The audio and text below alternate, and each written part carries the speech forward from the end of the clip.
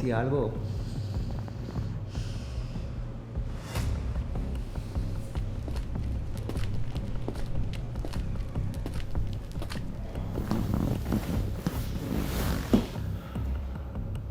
Siempre es lo mismo con vos. Te quedas callada. ¡Hola!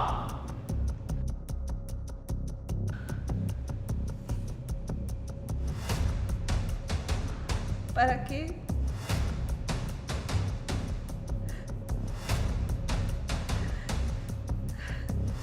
Si todo lo que hago es malo. Sos una tonta, ni pensás. Sí pienso.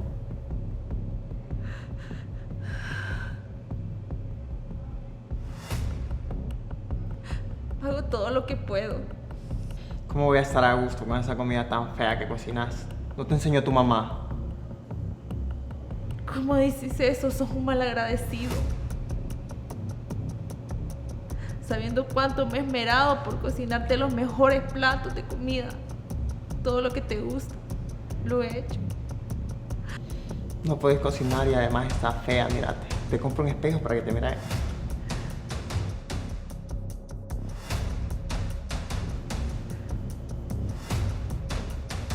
No quiero esta vida.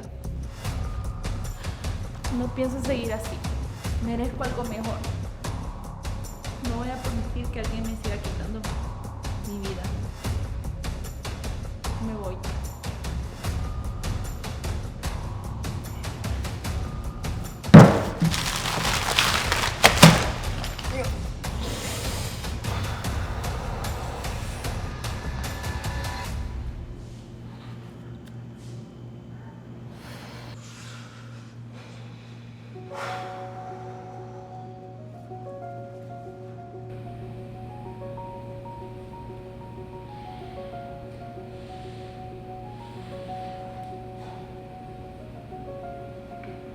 Corté.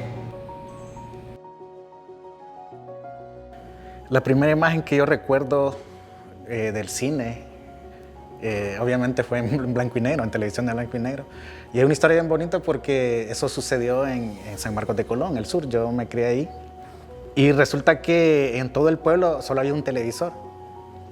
Entonces los fines de semana, cuando daban unas películas, todo el mundo se reunía en una esquina, en una casa, el único televisor que había en el barrio. Entonces, yo estaba pequeño, yo decía, ¿qué pasa aquí? ¿Qué están viendo? Yo me metía por debajo de las personas, en las piernas. Entonces, cuando yo salí, vi, era una película. Y me pareció asombroso porque la gente, cuando pasaba algo en la película, la gente gritaba. Se levantaba el sombrero y gritaba porque era una película de vaqueros, recuerdo. No recuerdo el nombre de la película, pero sí recuerdo la imagen de que iban con las pistolas y disparaban y iban con los caballos y la gente gritaba como si la gente era como era parte de la película. Entonces esa imagen a mí se me quedó en la mente y dije, esto me gusta. Plano general 1, escena 1, toma 2.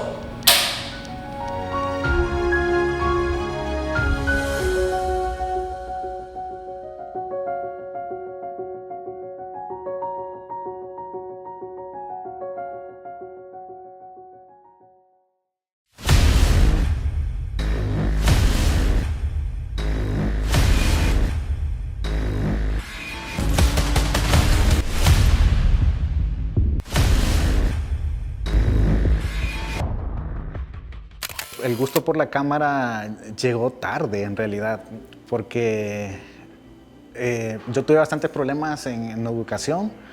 No tuve como el acceso a poderme estudiar de fotografía, estudiar de cine, porque eso aquí en Honduras no existe. Bueno, al menos ahora hay algunas carreras técnicas, pero no son como de cine como tal. Y el gusto por la cámara nació después del 2009, 2010, cuando vi un anuncio en el periódico que decía curso de diplomado de cinematografía. Yo pensé, ¿qué es esto? Guatemala envió un crew de personas a hacer unos talleres en un evento de cine de aquí de Honduras, Ícaro se llama, y aproveché la oportunidad para decir, este es el momento que yo necesitaba para meterme en este mundo. Entonces yo recibí el taller Y era la persona que menos tenía experiencia. Por ejemplo, cuando yo fui el primer día del taller y los presentaron a todos, uno era director de cámaras de televisión, el otro era director de televisión, el otro era productor de televisión.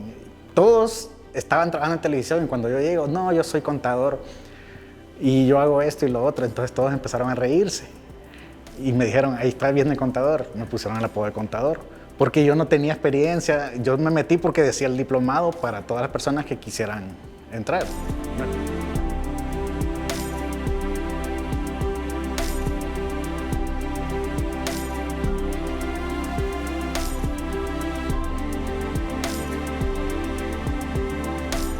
Construir imágenes para mí es como el trabajo que queda en la visual de las personas. O sea, la parte visual es la que la gente va a ver.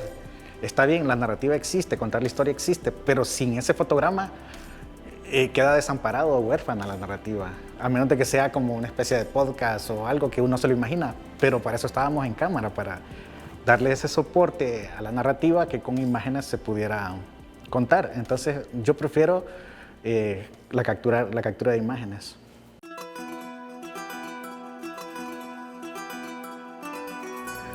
Plano contra plano, primer plano. Esto es cuando ya se va acercando.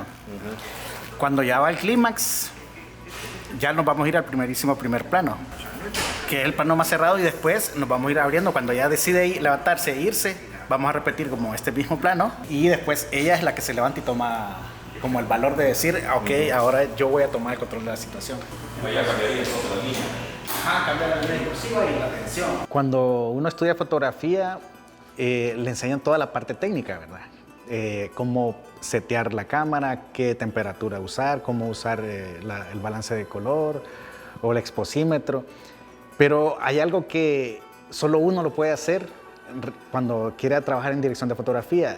Lo que yo hice en mi caso es que vi muchas películas y en todas las películas yo analizaba el encuadre, la composición, la dirección de la luz, las sombras, cómo se movía, para dónde se movía. Entonces, ese entrenamiento lo tiene que hacer uno personalmente, ya sea viendo o haciendo, que las dos cosas son ideales.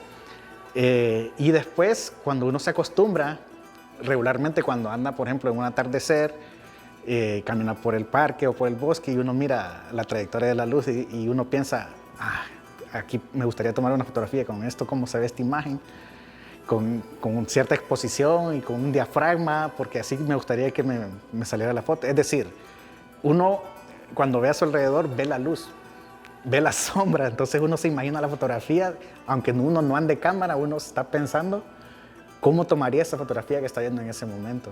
Primer plano 2. Escena 1, toma 5 del periódico. Yo le aviso. Y acción. Para entender la luz fue bien particular conmigo porque en realidad yo empecé haciendo edición. Entonces hacía una edición bien dura de televisión, pero posteriormente entraron los programas de colorización, entonces yo aproveché a hacer el salto de edición a color. Y con el material que me llegaba a diferentes directores de fotografía o camarógrafos, entonces yo miraba cómo exponían y cuál era el rango que yo podía, hasta dónde podía colorizar cierta toma, iluminarla, quitarle luz, bajarle, ponerle sombra. Entonces, de esa forma, yo me fui dando cuenta cuáles eran las necesidades de un DP para que el material quedara con buena calidad, dependiendo del tipo de cámara que uno va a usar. Por ejemplo, hay cámaras que de forma extraña funcionan con una temperatura adecuada. Es decir, cámara como la que tengo aquí atrás, la temperatura funciona mejor con una temperatura de 4000, aunque yo use luces con temperatura 5200, 5500. Hay otras cámaras como la Sony, por ejemplo, que no funcionan con 4000, funcionan con 8000, aunque el ambiente solo esté como a 5500 a 6000 grados K. Entonces, esas necesidades de la cámara, de la parte logarítmica, de las tablas logarítmicas, de los sensores de la cámara, dependen del fabricante. Entonces uno se va acostumbrando y va viendo que si le dan una cámara, uno ya sabe cuál es la temperatura con la que mejor se adapta. Yo creo que, no sé si los demás lo harán así, yo lo hago así porque así me funciona y me gusta lo que hago. Aquí lo ideal para que la toma hubiera quedado genial se hace con 3 cámaras. Se hubiera puesto una cámara para él, una cámara para ella y una cámara de plano medio o plano general. Así de esa forma, con un solo tiro o 2, se hubiera completado toda la escena. Y en cuanto a las luces, hubiera sido ideal como colgar unas luces directamente con difusión y uno backlight.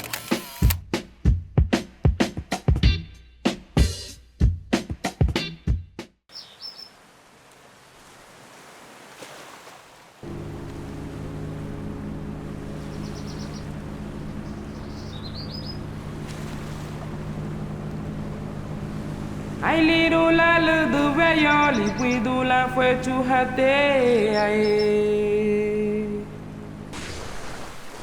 Ega ye no me abani sandu uri tu ni buganya arogara no me tu ni tu arugo Maria liron la nyadina bago Mi inspiración fuera del cine para mí es la pintura. A mí me encanta ver cuadros de pintura, pero del estilo casi renacentista, porque tiene un estilo de iluminación que yo digo, ¿cómo hicieron esto? Y hoy ya no se hace porque hoy es el cubismo, que hay tantas corrientes de pintura que para mí que son tan abstractas que yo lo veo en fotografía y no le hallo sentido. O sea, eso es cada quien, ¿va? Esa es mi perspectiva. Pero si yo voy y busco pintores del siglo XVIII, del siglo XVII, hacen unas obras maestras que ni con una cámara de foto digital se puede lograr porque tienen una calidad y una puesta en escena, como las pinturas, por ejemplo, de los bodegones. Naturaleza muerta, eso es increíblemente espectacular. Y hoy se hacen, pero solo se hacen en cursos de talleres de fotografía. No es como, voy a hacer una foto para vender un bodegón. Eso ya no se hace, solo se aprecia como arte nada más. Regularmente cuando yo estoy en un exterior, ya puede ser en la ciudad o en una zona rural, lo que yo siempre veo, aparte de lo panorámico y lo bonito, me gusta ver la gente. O sea, la esencia de las personas en el momento. Yo hago bastante fotografía y video documental, entonces he logrado entrenar el ojo de tal forma de que si yo veo una escena de una persona, un niño o un anciano en cierto lugar, yo lo aprovecho de forma orgánica. Es decir, a mí no me gusta como hacer una puesta en escena para tomarle la fotografía a alguien. Yo prefiero agarrarlo de forma orgánica, robar mirada.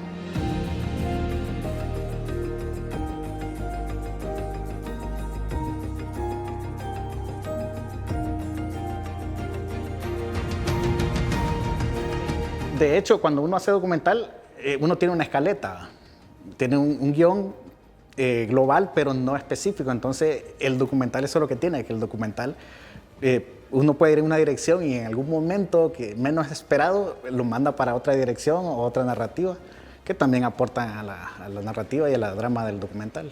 En cambio, en el cine, uno ya tiene específico qué es lo que quiere contar y tiene que ser con una estructura que tiene que completarse sí o sí, porque si no, le puede costar una producción a alguien, le puede costar dinero. Entonces, por fuerza se tiene que cumplir un plan de rodaje en una película.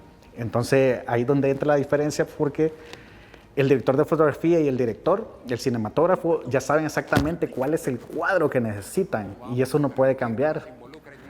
Evidentemente, hay algunas alternativas que uno puede variar.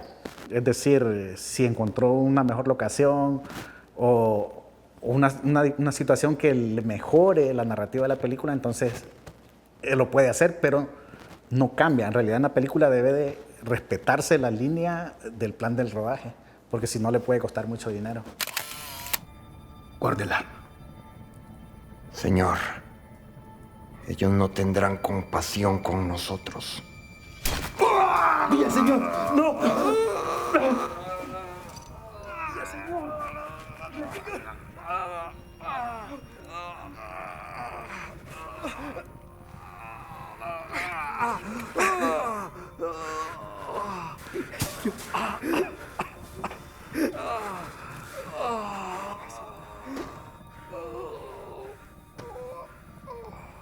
Una muerte digna para una persona de su clase, General Villaseñor.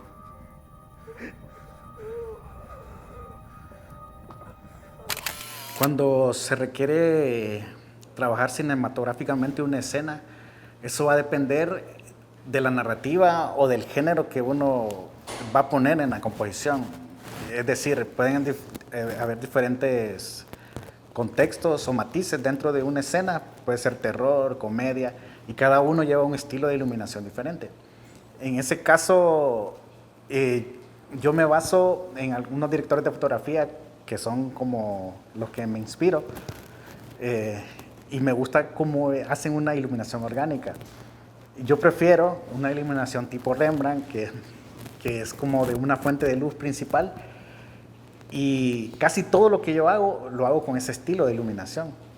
Ya puede ser un estilo de documental, o narrativa, de drama, y voy a aplicar el mismo estilo. Lo que pasa es que es un estilo que yo me adopté, por eso siempre trabajo principalmente con una luz. Entonces ese estilo es propio mío. O sea, no es que yo lo inventé realmente, sino es que me ha inspirado de otras personas. Por ejemplo, en pintura como los Rembrandt. Ese es el estilo que yo siempre voy a perseguir. Y directores de fotografía importantes como se me olvidó el nombre. No recuerdo ahora el nombre del director de fotografía, Lubezki. El Chivo Lubezki, por ejemplo, que usa bastante luz natural. Eso a mí me parece impresionante. O sea, sí usan iluminación, pero el estilo que se busca es luz natural. Es decir, la mayoría de los directores de fotografía que hacen ese tipo de estilo le llaman luz incidental o luz natural, que son luces que, por ejemplo, nosotros podemos encontrar en una sala, por ejemplo, la luz que entra por la ventana y una candela y una vela. Esas son las fuentes principales.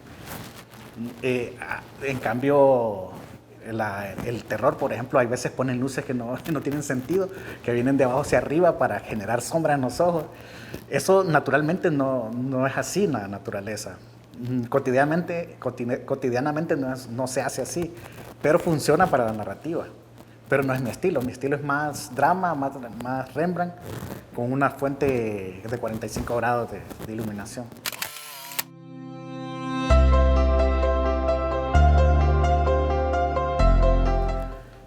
Manejar la presión de un plano perfecto en tiempo limitado es estresante. Es bastante estresante. En mi experiencia, por ejemplo, puedo hablar sobre el cortometraje Sílabus que hice, que fue un rodaje de 2 días y son prácticamente solo 2 escenarios. Pero uno de ellos fue tan complicadísimo que quería que fuera perfecto, pero a la vez había imperfección dentro del plano. Era una escena en una bodega donde la luz cambiaba porque era fuego. Entonces en algún momento se miraba oscuro y en algún momento se miraba muy iluminado. Entonces en ese va y viene de la iluminación me sentía como un poco frustrado porque yo decía, pero lo veo oscuro. Y a veces movía los settings de la cámara y lo miraba muy iluminado. Entonces era como un vaivén de la iluminación que a mí me costaba decir, ok, es natural, el fuego es así. Entonces tiene que bajar y subir. Entonces tuve que entender eso mientras lo estaba haciendo en la escena. Y en casos de publicidad es bien complicado porque en la publicidad es más plana la iluminación. Es decir, un creativo de una agencia de publicidad, cuando mira una sombra de un actor o de un modelo, lo primero que le dice el director de fotografía es póngamele una luz aquí porque tiene muy oscuro, nada. Sin embargo, en cine nosotros más bien esa sombra es la que buscamos porque nos da la profundidad que nosotros queremos. Sí, entonces esa presión de yo quiero este plano porque es el que funciona por profundidad y narrativa, pero el cliente no entiende eso y le dice, póngame una luz aquí, entonces ya se volvió una iluminación plana. No se puede restablecer la verdad de ninguna otra manera. Es por eso, don Antonio, que quisiera que me contara lo que ocurrió aquella noche, antes del fusilamiento, puesto que usted se encontraba allí.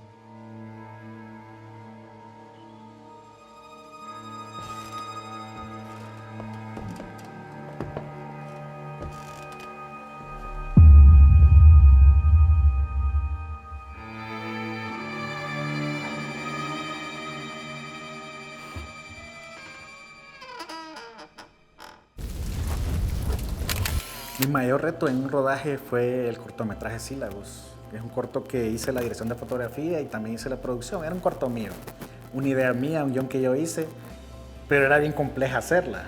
Y nadie se iba a arriesgar a decir, vamos a hacer la historia de Kevin porque está buena. La gente no ve eso. La gente ve qué tan difícil es y cuánto puede costar en dinero hacer un rodaje como ese. Entonces yo hice el guión, me tardé 10 años en hacerlo, lo dejé engavetado algún tiempo, y cuando salió la oportunidad de hacerlo con un concurso de cine, entonces apliqué y gané. Gané el presupuesto para poderlo realizar. Sin embargo, el corto era tan complejo que el dinero que me dieron en ese premio no ajustaba para terminar el corto. Entonces tuve que poner de mi dinero para poderlo finalizar, y todavía aún así, poniendo de mi dinero, no lo pude terminar. Me faltó una parte que es la postproducción, que eso lo pude hacer hasta hace como 2 años mediante la Secretaría de Culturas, y con ellos pude hacer la parte final de ese cortometraje. Para mí, ese proyecto fue bien estresante. Quieren desbaratar el sueño de la República, aniquilando a alguno de sus soñadores. El sueño de la República ya está muerto. Solo hace falta sepultarlo. ¿Ustedes creen que el grito de las mayorías ya lo callaron? ¿Y que nunca más va a regresar? Pues esperen sentados, señores. Pronto van a ver. Tendrán que arrodillarse ante el pueblo y pedir perdón. Suplicar perdón.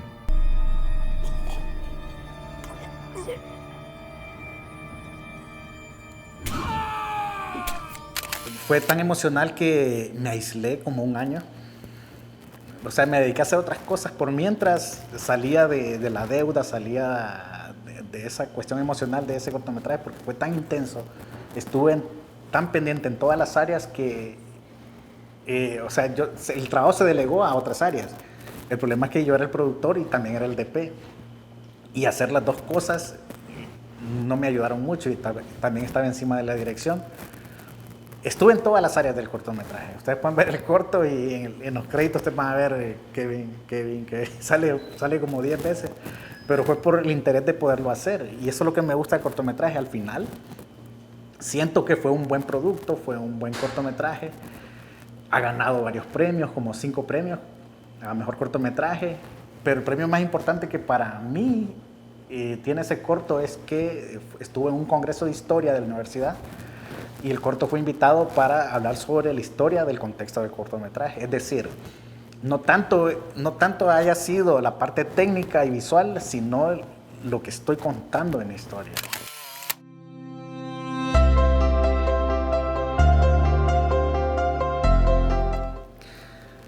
Mi recomendación para alguien que quiera meterse al cine y no sabe cómo comenzar, primero tiene que buscar los canales adecuados, buscar diplomados de fotografía, de tecnicismos, porque uno empieza desde abajo, en realidad empieza a forjarse desde abajo. No es como que quiere sacar un curso de fotografía y ya quiere ser fotógrafo por excelencia. Eso no funciona así porque es con experiencia.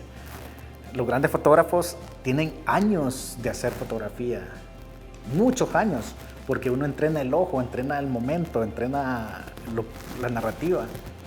Entonces, mi consejo para las personas que quieren estudiar cine y no saben por dónde empezar es buscar un canal adecuado o una persona que esté vinculada al trabajo audiovisual, pero empezando con pequeñas cosas, haciendo pequeñas colaboraciones, sacando pequeños diplomados técnicos. Se puede empezar por edición, que es lo más accesible a la gente ahora mismo. Con su computadora y un programa de edición puede empezar a armar narrativas, pegar videos, pero empezar a hacerlo. No es como que yo quiero hacer cine y a ver si me llega la oportunidad. No, uno lo busca, uno busca las oportunidades, uno se las crea.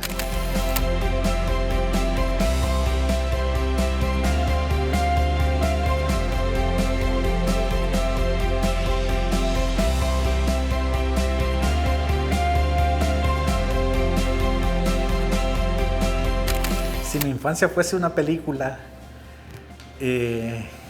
tendría bastantes matices como de obra mágica, porque yo me imagino de pequeño corriendo en unos llanos, en un atardecer, buscando leña. Entonces yo me imagino con atardeceres, horas mágicas, Y hay una canción que yo siempre la pongo porque es una canción que me identifico, que es como la canción que yo le diría al niño, a mi yo de pequeño, que continúe, que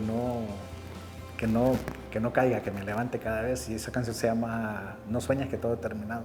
No sueñes que todo ha terminado. O no sueñes que todo terminó. Realmente es un mensaje. No sueñes que todo terminó. Es decir, van a pasar muchas cosas más y tenés que seguir adelante.